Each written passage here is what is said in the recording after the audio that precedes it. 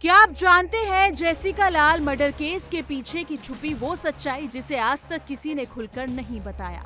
एक ऐसी रात जिसने सब कुछ बदल दिया। सच इतना खौफनाक कि सुनकर आपकी रूह कांप उठेगी। तो आइए पर्दा उठाते हैं इस अनकही कहानी से। देखिए हमारी ये खास रिपोर्ट।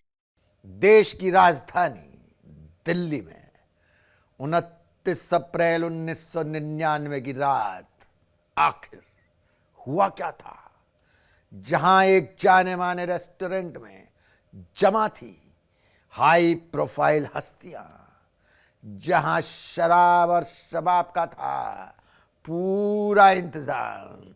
शराब परोसने वालों में शामिल था एक बड़ा नाम, देश की उभरती हुई मॉडल जेसिका लाल को सौंपा गया था मेहमानों को शराब परोसने का काम।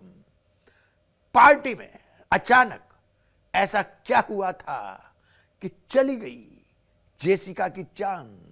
आइए देखते हैं देश के चर्चित मर्डर की ये चौंकाने वाली दास्तान।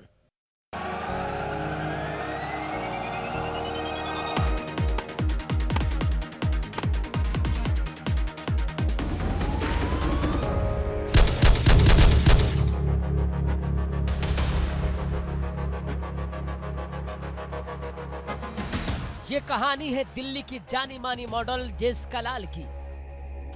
वही जेसिका लाल जिनकी हत्या सिर्फ इसलिए हुई क्योंकि उन्होंने एक रईसजादे को एक पैग शराब परोसने से इनकार कर दिया। वही जेसिका जिनके हत्याकांड पर 2011 में superhit film no one killed Jessica बनी थी। इस फिल्म का टाइटल ही जेसिका की कहानी बयां करता है। एक हाई प्रोफाइल क्लब में जब सैकड़ों लोगों के सामने जेसिका को गोली मारी गई, तो जेसिका को जिसने गोली मारी सबने देखा। जेसिका के साथ एग्जैक्टली क्या हुआ वो सबने देखा। लेकिन जब पूछताछ का मामला आया, जो 33 के 33 गवाहों ने अपना जो स्टेटमेंट था वो वापस ले लिया। 33 के 33 गवाहों ने ये बोला कि हमें नहीं पता किसने गोली मारी, हमें ये पता है जिसने गोली मारी शख्स ने वो वहाँ से भाग गया था, सीन से, क्रिमिनल सीन से, क्राइम सीन से वो भाग गया था, ये लोगों को पता है। लेकिन 33 के 33 लोगों से जब पूछा गया कि आपने उसकी शक्ल देखी, कि आपको मालूम है कौन है, तो उन्होंने बोला हमें नहीं मालूम कि वो शख्स कौन है। अगले दिन अखबार में खबर छपी, नो वन किल्ड जेसिका। ये लड़ाई लंबी चली, अदालत ने सभी को बरी कर दिया। लेकिन जेसिका की बहन सबरीना और देश की जनता ने हार नहीं मानी।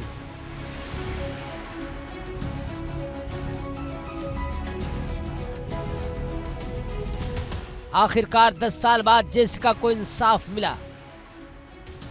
कहा जाता है कि अगर जेसिका जिंदा होती तो बॉलीवुड फिल्मों का हिस्सा होती, लेकिन अफसोस ऐसा नहीं हो सका। 5 जनवरी 1965 को जेसिका लाल का जन्म नई दिल्ली में हुआ था, जिन्हें घर वाले प्यार से शोना बोलते थे। जेसिका लाल घर की बड़ी बेटी थी, जबकि सबरीना छोटी बेटी थी। बचपन से ही हीरोइन बनने का ख्वाब देखने वाली जेसिका लाल ने बहुत कम उम्र में ही मॉडलिंग की दुनिया में कदम रख दिया था। दिल्ली में मॉडलिंग करते करते जेसिका लाल ने अच्छी खासी पहचान बना ली थी। जब कभी भी जेसिका लाल को पैसों की जरूरत पड़ती, वो छोटा मोटा काम करके अच्छी कमाई कर लिया करती थी। मॉडलिंग की दुनिया में ही काम करते करते जेसिका लाल की मुलाकात मालिनी रमानी से हुई। मालिनी रमानी भी मॉडल थी, जिनकी मां बीना रमानी का महरौली दिल्ली की कुतुब कोलोनेट हवेली में टैमरिंड कोर्ट नाम का रेस्टोरेंट था। मालिनी के पिता जॉर्ज मेलहॉट बड़े बिजनेसमैन थे। बीना रमानी हाई प्रोफाइल सोसाइटी का हिस्सा थी, जो कभी शोमैन राज कपूर को राखी बांधती थी और जीनत अमान जैसी कई बड़ी हस्तियां उनके फ्रेंड सर्कल का हिस्सा थी। मालिनी के पिता जॉर्ज मई 1999 में कनाडा शिफ्ट होने वाले थे, जिसके चलते उनकी मां ने 29 अप्रैल को एक हाई प्रोफाइल फेयरवेल पार्टी रखी थी। ऐसे में जब उनकी मां वीना को इस खास पार्टी के लिए एक सुंदर दिखने वाली बारटेंडर की जरूरत पड़ी तो मालिनी ने जेसिका को इस काम का ऑफर दे दिया। जेसिका एक्स्ट्रा इनकम के लिए खुशी खुशी इस काम के लिए राजी हो गई। जेसिका सुबह अपनी बहन सबरीना के साथ घर से निकली। सबरीना ने उन्हें ड्रॉप किया। इस समय जेसिका ने उनसे कहा कि शाम को टैमरिंड आ जाना, दोनों मस्ती करेंगे। उस रोज जेसिका का दोस्त और मॉडल शयान मुंशी भी बार टेंडरिंग के काम के लिए उनके साथ आया था। 29 अप्रैल को टैमरिंड कोर्ट रेस्टोरेंट में रखी गई। उस पार्टी में जेसिका का काम हाई प्रोफाइल गेस्ट को शराब सर्व करने का था, जबकि उस रेस्टोरेंट के पास शराब का लाइसेंस तक नहीं था। वैसे तो नाम के लिए उस रोज टैमरिंड कोर्ट रेस्टोरेंट में प्राइवेट हाई प्रोफाइल पार्टी रखी गई, लेकिन कुछ गेस्ट ऐसे भी थे जो बिना इनविटेशन के वहां पहुंचे थे।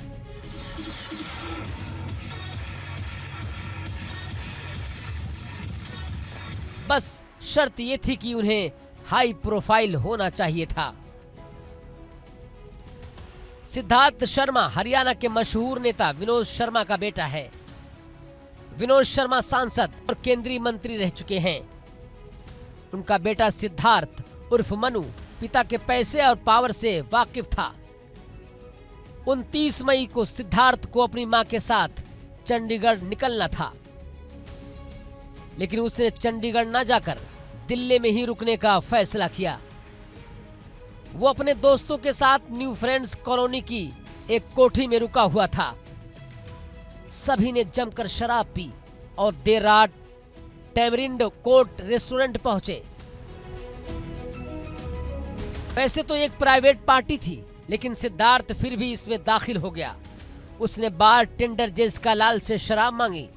पार्टी लगभग खत्म हो चुकी थी तो जेसिका ने उसे शराब देने से इनकार कर दिया। ये देखकर उसने जेब से 1000 रुपए निकाले और जेसिका को देते हुए फिर शराब मांगी। जेसिका ने दोबारा भी इनकार कर दिया। के सामने बेइज्जती होती देख सिद्धार्थ ने अपनी 22 कैलिबर की पिस्तौल निकाल ली और उससे 3 हवाई फायर कर दिए। पार्टी में शोरगुल इस कदर था कि किसी को इसका पता ही नहीं चला। और उसके बाद सिद्धार्थ ने फिर से जेसिका से शराब मांगी, लेकिन हौसलों से मजबूत जेसिका ने गोली चलाए जाने के बावजूद शराब नहीं दी। तीसरी बार जैसे ही जेसिका ने इनकार किया, सिद्धार्थ ने जेसिका के सर पे गोली चला दी। जेसिका को गोली लगते ही गिर पड़ी, जिसे देखते ही उनके साथ मौजूद दोस्त शयान मुंशी ने जोर जोर से चिल्लाना शुरू कर दिया।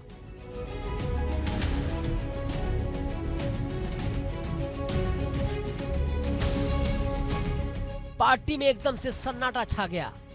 खून से लथपथ जेसिका फर्श पर बेसुध पड़ी थी।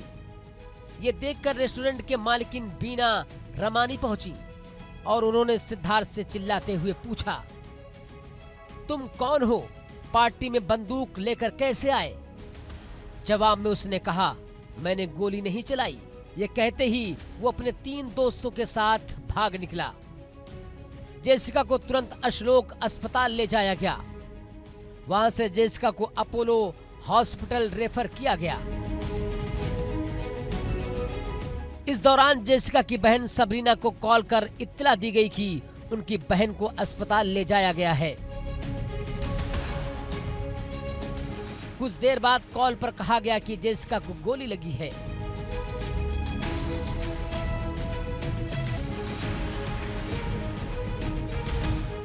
अपोलो हॉस्पिटल में डॉक्टर्स ने जेसिका को मृत घोषित कर दिया। जब इसकी खबर उनकी बहन सबरीना को मिली तो वो कुछ समझ ही नहीं सकी। जेसिका ने सिर्फ एक ड्रिंक से मना किया था और उसकी जान ले ली गई। इतना कहने की सजा। अब वक्त है उन सवालों से नजरें मिलाने का जिन्हें हमने सालों से नजरअंदाज किया था।